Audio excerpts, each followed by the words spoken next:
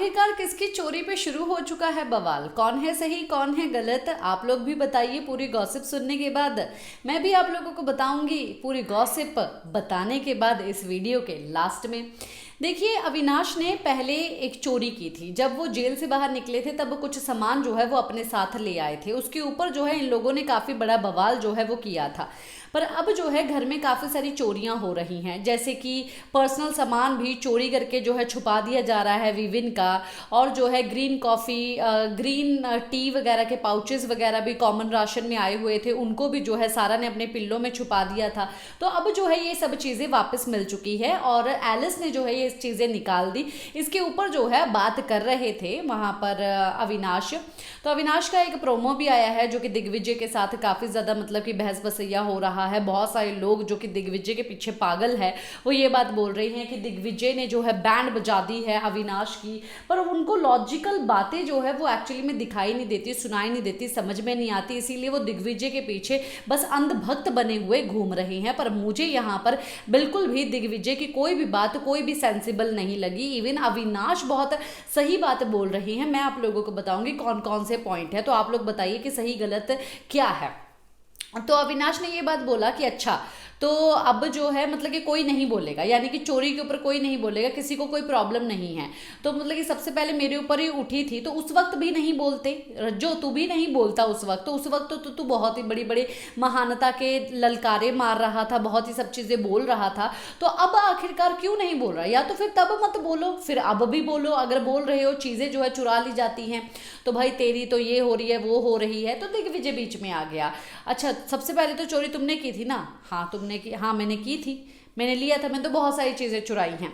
तो इनके बीच में जैसी बहस बसैया जो है होता है इन चीज़ों को लेके, दिग्विजय भी जो है काफ़ी सारी बातें बोलता है। पर अविनाश का कहना ये है कि भाई तू यहाँ पर आया है, मुझे पता है तू जानबूझ के क्यों ये सब चीज़ें कर रहा है।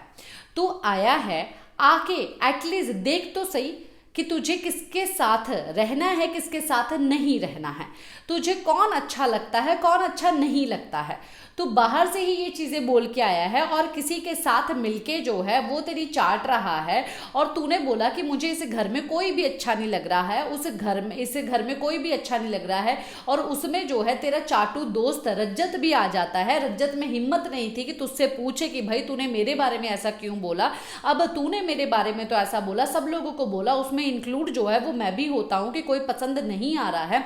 तूने एफर्ट्स लगाए आने के, आके बात करता, लॉजिकल बात करता, बात करके तुझे पता चलता कि इंसान सही है या गलत है। उसके बाद तेरे को पता चलता कि मुझे लाइक करना है या डिसलाइक करना है।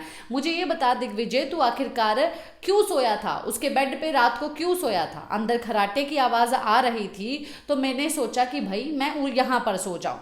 तो भाई अंदर खराटे की आवाज़ आ रही थी, अगर बाहर आके सोना है तो कोई ऑलरेडी बेड बना के बैठा है, 1 महीने से ऑलरेडी वहाँ पर सो रहा है, तो उसको उठा के सोना, तो ये कहाँ का लॉजिक है?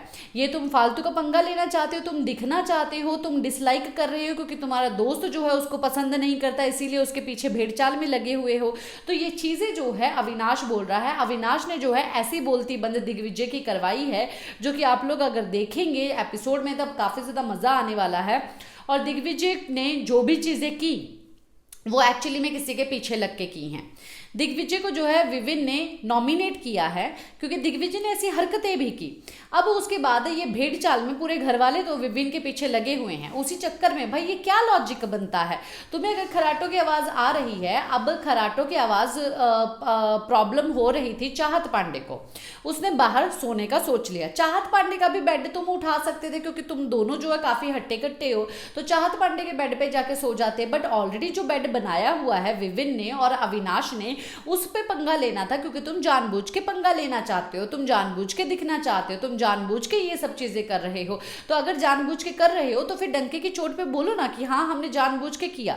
फिर क्यों एक्सक्यूज दे रहे हो कि हाँ भाई हमें खराटे की आवाज आ रही थी, ये आ रहा था, वो आ रहा था? भाई दिख कुछ और रहा है, बोल कुछ और रहे हो, तुम्हारी पर्सनैलिटी साफ तौर पर दिखाई दे रही है।